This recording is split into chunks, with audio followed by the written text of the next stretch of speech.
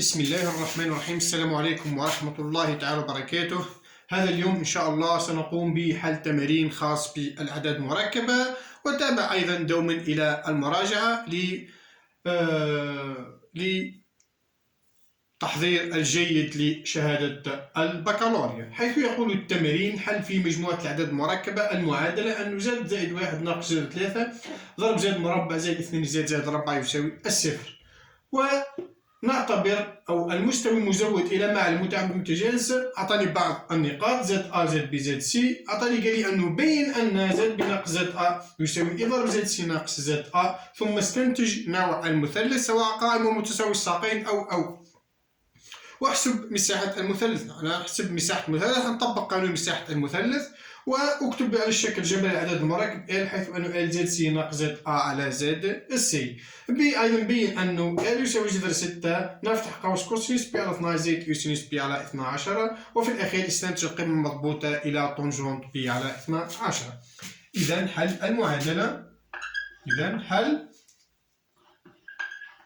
المعادله. حيث انه ماذا تقول المعادله؟ انه زد زائد 1 ناقص جذر 3 ضرب زد مربع زائد 2 زائد 4 يساوي الصفر. جيد. إذا تصبح هذا الشكل أنه زد زائد 1 ناقص جذر 3 يساوي الصفر. هذا ماذا ينتج لنا؟ أنه زد يساوي، نقول أنه زد 0 يساوي ناقص 1 زائد جذر 3. هذا الحل الأول.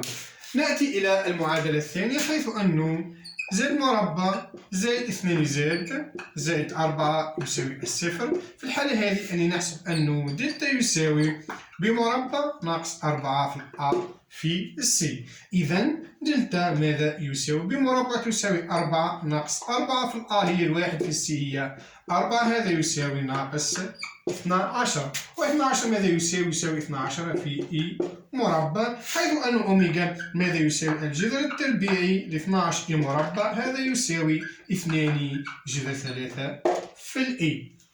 جيد. إذا تصبح المعادلة أنه زد 1 يساوي ناقص بي ناقص أوميغا على 2 في الأ، و زد 2 يساوي ناقص بي زائد أوميغا على 2 في الأ. هذا ينتج لنا أنه زد 1 يساوي ناقص البي كم؟ المعادلة هي ناقص 2 جذر 3 في الإي على 2 في الأ. الأ كم؟ هي 2. وزائد 2 يساوي ناقص 2 زائد 2 جذر 3 في الإي على 2 في الأ. جيد.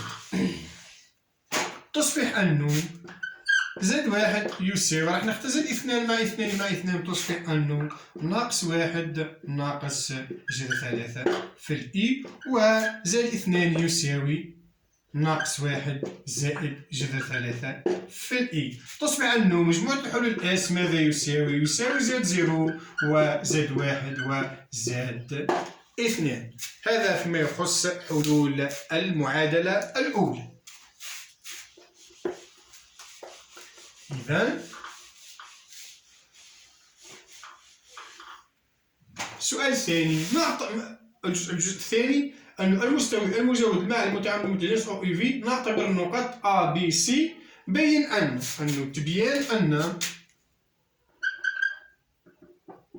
تبيان أن زد بي ناقص زد أ يساوي إي ضرب زد سي ناقص زد أ. من هذه المعادلة راح نستخرج أنه إي ماذا يساوي؟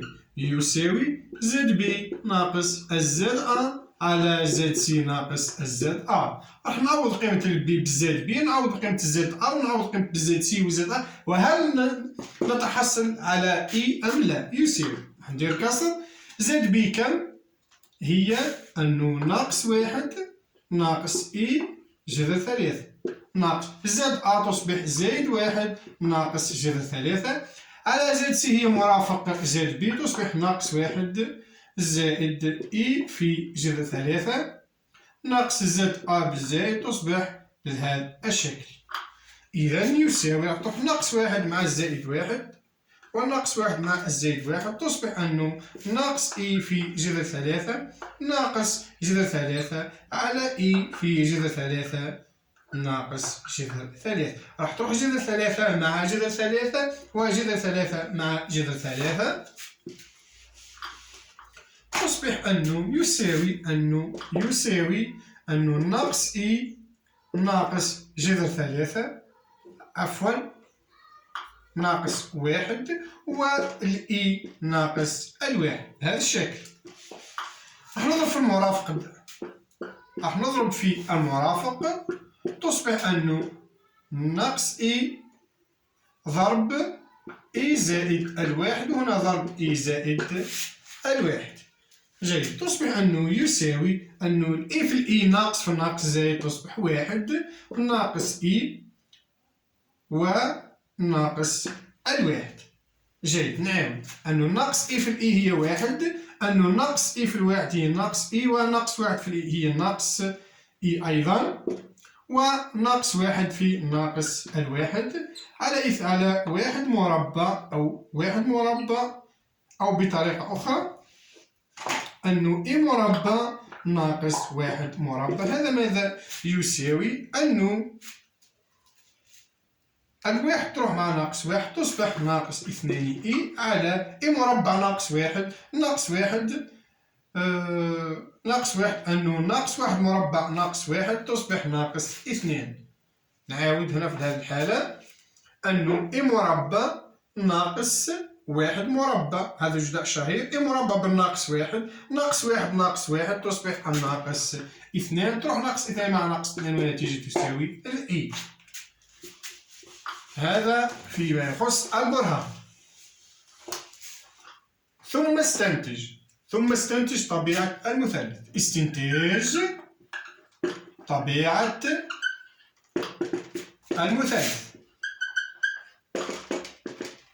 لدينا أنه زد بي ناقص زد أ يساوي إي ضرب زد سي ناقص زد أ. إذا تصبح أنه زد بي ناقص زد أ على زد سي ناقص زد أ، هذا قلنا يساوي الإي. هذا ماذا يساوي؟ أنه أرجيمون أو عمدة هذا العدد أنه زد بي ناقص الزد أ على زد سي ناقص الزد أ تساوي الزاوية الموجهة أ سي و أ بي، هذه الزاوية الموجهة. إذا تصبح أنه أرجيمون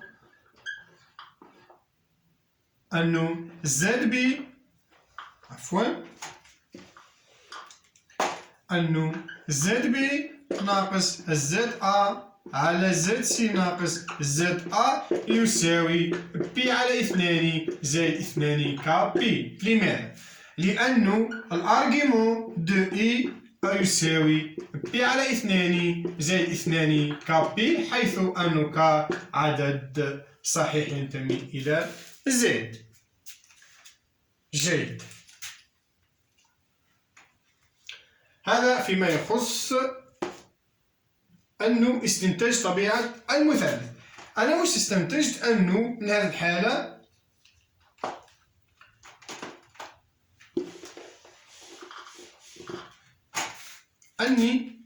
أنه أرجيمون دو زد بي ناقص زد أ على زد سي ناقص زد أ يساوي أرجيمون دو إي ويساوي بي على اثنان زائد اثنان ك بي، حيث ك ينتمي إلى عدد الصحيح.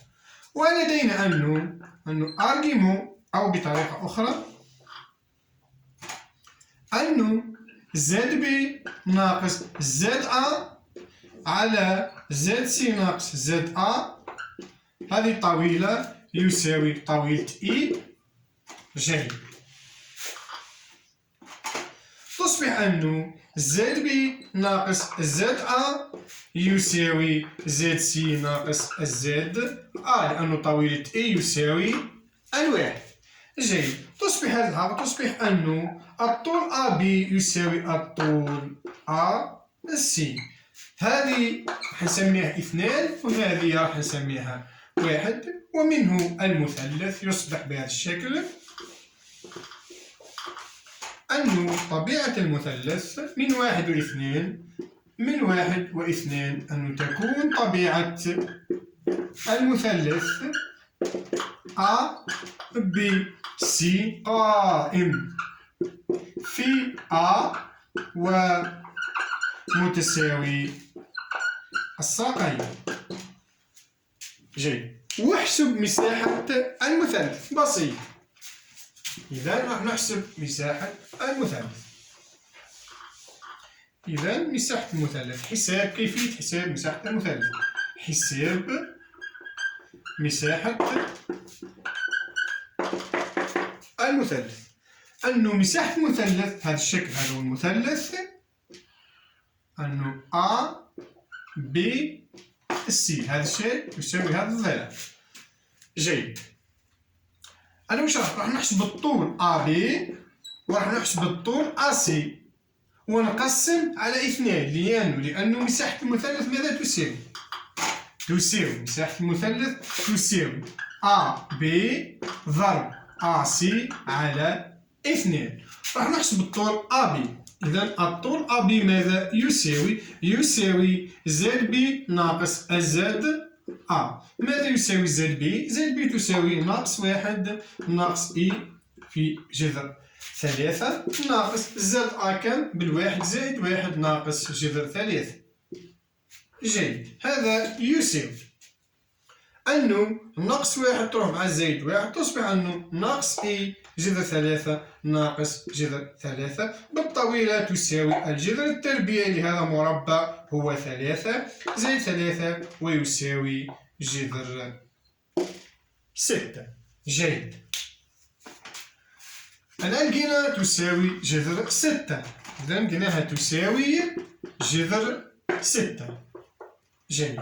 أنا مادام حسبت الطول AB وعندي مثلث متساوي الساقين يعني بلي الطول AB يساوي الطول AC ويساوي جذر 6. الآن نطبق قانون مساحة المثلث أنه AB هي راح نسميه مثلا S مساحة المثلث أنه SAB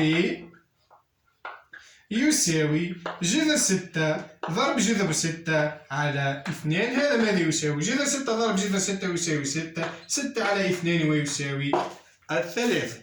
هذا كيفية حساب مساحة المثلث.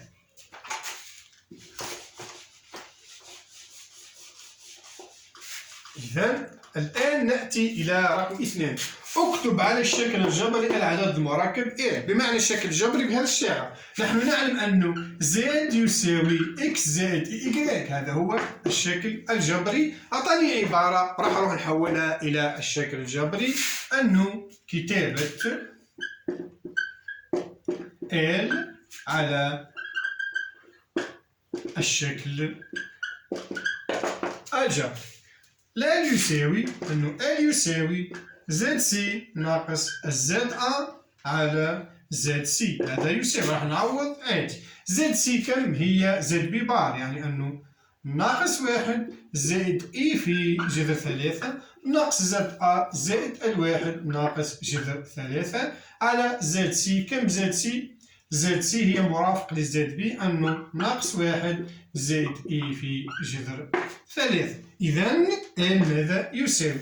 الناقص 1 راح مع الزائد الواحد تصبح E في جذر 3 ناقص جذر 3 على ناقص 1 زائد E في جذر 3. راح نضرب في المرافق تصبح أنه E جذر 3 ناقص جذر 3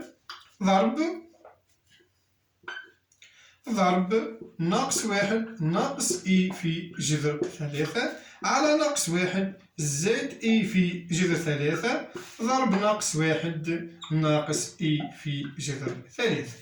إذا L ماذا يساوي؟ أنه E في جذر 3 في ناقص 1 تصبح ناقص E جذر 3. جيد. والإي في الإي هي ناقص 1 فالناقص زائد 1 زائد 3. أنه ناقص جذر 3 في ناقص 1 زائد جذر 3 والناقص في الناقص تصبح زائد. أنه 3 إي على جذر عشرة يصبح أنه ناقص 1 مربع ناقص إي في جذر 3 مربع. هذا ماذا يساوي؟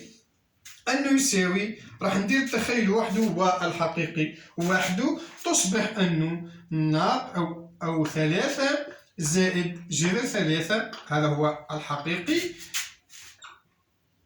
زائد إي أو زائد 3 إي ناقص إي جذر 3. على طبيعة الحال يصبح 1 إي مربع بالناقص 1 زائد 3. جيد.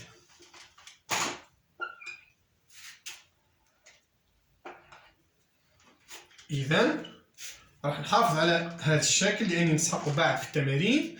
تصبح أنه L يساوي 3 زائد جذر 3 على 4 زائد الإي. أنا كي نهز إي عام مشترك تصبح تقعد أنه 3 ناقص جذر 3 على 4. هذا هو الشكل الجبري ل A. لماذا؟ لأنه التخيل وحده مكتوب من هذا الشكل أنه x زائد y. جيد.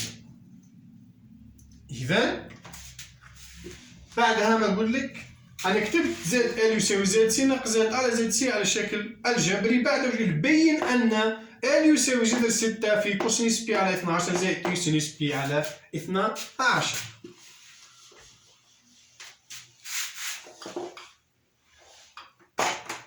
كتابة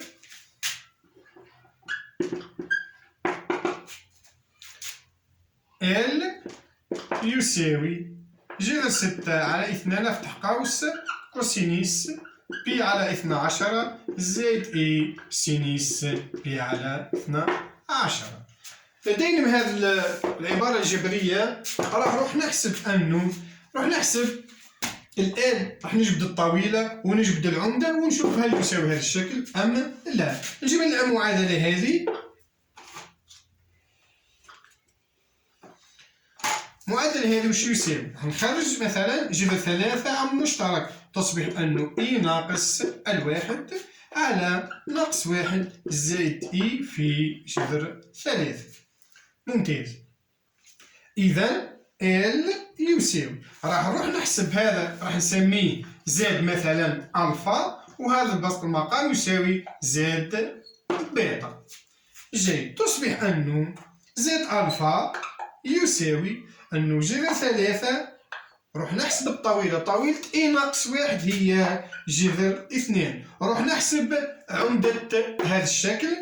عمدة إي ناقص 1 راح نحسب أنه كوسينوس طيطا يساوي إكس كم هي ناقص 1 على الطويلة هي جذر 2 يساوي جذر 2 على 2 بالناقص. جيد. نجي نحسب سينوس طيطا ماذا يساوي بنفس الطريقة أنه 1 على جذر 2 ويساوي جذر 2 على 2. ممتاز. أنا لقيت طيطا ما هي الزاوية التي كوسينوس تاعها يساوي ناقص جذر 2 على 2 وسينوس تاعها يساوي جذر 2 على 2. هاي الدائرة المثلثية بهذا الشكل. راح نجيب القلم الأحمر. ها هي الدائرة المثلثية. لدينا كوسينوس ولدينا سينوس. الزاوية هي بي على 4 لكن في الموقع ما هي؟ أنه كنجي أنه الحقيقي موجب والتخيلي موجب والحقيقي سالب يعني تقع في هذا الربع. ونحن وش قلنا؟ كي تقع في هذا الربع تصبح من هذا الشكل أنه بي ناقص بي على 4 ويساوي 4 بي ناقص بي 3 بي على 4. إذا الزاوية هي 3 بي على 4. إذا طيطا تساوي 3 بي على 4. جيد. إذا تصبح أنه زد ألفا ماذا يساوي؟ جذر 3 في جذر 2 بين قوسين في أسية أنه 3 بي على 4 في الإي. جيد. نأتي الآن إلى زد بيتا. إذا زد بيتا ماذا يساوي؟ زد بيتا يساوي، نروح نحسب الطويلة، أنه طويلة زد بيتا ماذا يساوي؟ يساوي الجذر التربيعي لواحد زائد 3 ويساوي جذر 4 ويساوي 2. إذا كوسينيس ثيتا ماذا يساوي؟ الإكس كم؟ ناقص 1 على 2. و سينوس ثيتا يساوي الإيكغيك هي جذر 3 على 2. ما هي الزاوية التي كوسينوس تاعها يساوي ناقص 1 على 2 وسينوس تاعها يساوي جذر 3 على 2؟ نرجع إلى المعادلة. هي في الحقيقة الزاوية هي بي على 3، الزاوية بي على 3، لكن في الموقع نعطي أنه الحقيقي سالب والتخيل موجب. تلقى أيضا في هذا الربع تصبح أنه من الشكل أنه بي ناقص بي على 3 وتصبح تساوي 2 بي على 3. تصبح أنه تيتا يساوي 2 بي على 3. جيد. تصبح أنه من هذا الشكل أنه زد بيتا يساوي 2 في أسية كم الزاوية؟ هي 2 بي على 3 في الإي. جيد. روح واش ندير دركا؟ عندي أنه زد ألفا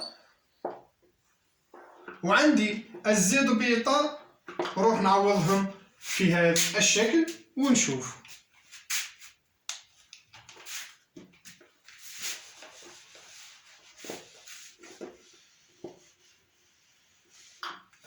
تصبح أنه L يساوي زد ألفا على زد بيتا. هذا ماذا يساوي؟ زد ألفا كم؟ جذر 3 في جذر 2 في أسية 3 بي على 4 على زد بيتا تساوي 2 في أسية 2 بي على 3 في الإي. تصبح تساوي أنه جذر 3 في جذر 2 تساوي جذر 6 على 2 في أسية 3 بي على 4 في الإي على أنه 2 جذر 6 فقط، جذر 6 على 2 في أسية 2 بي على 3 في الإي. راح ندير من خواص الأس.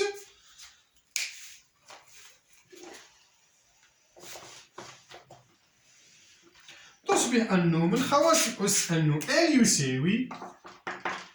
يساوي جذر 6 على 2 في أسية 3 بي على 4 في الإي في أسية 2 بي بالناقص على 3 في الإي. هذا ماذا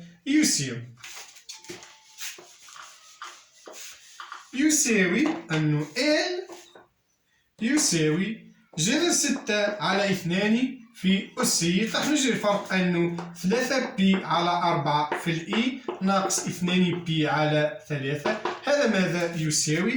أنه 9 بي ناقص 8 بي تساوي البي على 12 في الإي. هذا يصبح الشكل أنه L يساوي أنه جذر 6 على 2 في أسية بي على 12 في الإي. هذا من الشكل الأسي. راح نحوس إلى الشكل المثلثي. يصبح من هذا الشكل أنه يساوي جذر 6 على 2 نفتح قوس أنه كوسينيس بي على 12 زائد إي سينيس بي على 12 وهو المطلوب. جيد.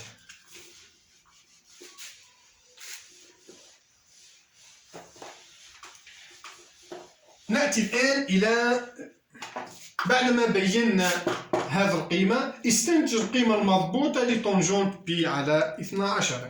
نحن نعمل باش نستنتج أنه استنتاج القيمة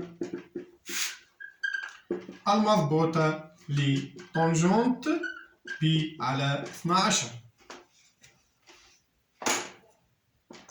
بي على 12. راح نطبق قانون الطنجونت. لدينا الطنجونت ماذا يساوي؟ أنه طنجونت ألفا يساوي سينوس ألفا على كوسينيس ألفا، سينوس على الكوسينيس. راح نروح نحوس على السينوس هذا، نحوس على الكوسينيس ونشوف بي على 12 بمعنى تساوي سينوس بي على 12 على كوسينيس بي على 12. راح نطبق هذا القانون تصبح بهذا الشكل أنه ال ماذا يساوي؟ أنه يساوي جذر 6 على 2 في كوسينيس بي على 12 زائد جذر 6 على 2 في سينيس بي على 12 مضروبة في الإي. ولدينا الشكل الجبري هذا، لدينا 3 زائد جذر 3 على 4 زائد الإي في 3 ناقص جذر 3 على 4، بمعنى أن الحقيقي يساوي الحقيقي والتخيلي يساوي التخيلي. إذا تصبح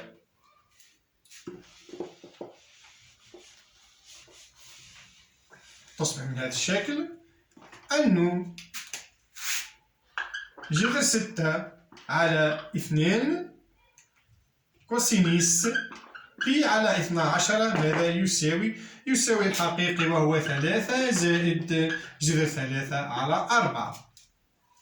إذا كوسينيس بي على 12 ماذا يساوي؟ 3 زائد جذر 3 على 4 ضرب هذا المقلوب ضرب 2 على جذر 6، وهذا يساوي أنه راح نختزل تساوي 3 تساوي 6 زائد 2 جذر 3 على 4 جذر 6. جيد. إذا بالنسبة إلى الحقيقي يساوي الحقيقي تخلصنا منه. إذا تصبح أنه بي على 12 كوسينيس بي على 12 ماذا يساوي؟ يساوي أني نختزل تساوي 2 زائد جذر 3 على 2 جذر 6. هذه هي الكوسينيس. إذا تصبح نعاود 3 نختزل على 2 تصبح 3، نختزل أيضا على 2 تصبح 3 هنا عفوا تصبح 3، هنا تختزل على 2 تصبح 2، وهنا على 2 تصبح. إذا تصبح أنه من هذا الشكل أنه كوسينيس بي على 12 يساوي 3 زائد جذر 3 على 2 في جذر 6. إذا رحنا 2 منه و2 تصبح أنه 6 زائد 2 على 4. جيد. نأتي إلى التخيل يساوي التخيل بنفس الطريقة، أنه إي في جذر 6 على 2 في سينيس بي على 12 يساوي إي في 3 ناقص جذر 3 على 4. التخيل راح يروح مع التخيلي. إذا تصبح أنه سينيس بي على 12 يساوي 3 ناقص جذر 3 على 4 ضرب مقلوب 2 على جذر 6 يساوي أنه 6 ناقص 2 جذر 3 على 4 جذر 6. هذا ماذا يساوي؟ تساوي 3 ناقص جذر 3 على 2 في جذر 6. جيد. تصبح أنه سينيس بي على 12 يساوي 3 ناقص جذر 3 على 2 في جذر 6. الآن نستطيع استنتاج القيمة المضبوطة لطنجونت بي على 12، أنه طنجونت بي على 12 يساوي السينوس على الكوسينيس تساوي 3 ناقص جذر 3 على 2 في جذر 6. راح نضرب في المقلوب مقلوب سينوس الكوسينيس أنه 2 جذر 6 على 3 زائد جذر 3. راح نختزل هذا 2 جذر 3 مع 2 جذر 3 يساوي 3 ناقص جذر 3 على 3 زائد جذر 3. هذه طنجونت بي على 12. هذا المضرب في المرافق نحب نخليه بهذا الشكل. إذا القيمة المضبوطة لطنجونت بي على 12 تساوي من 3 ناقص 3 على 3 زائد جذر 3. هذا فيما يخص هذا التمرين الخاص بشعبة العلوم التجريبية. وللمراجعة أيضا أو للتحضير لشهادة البكالوريا، وحظ موفق لجميع الطلبة.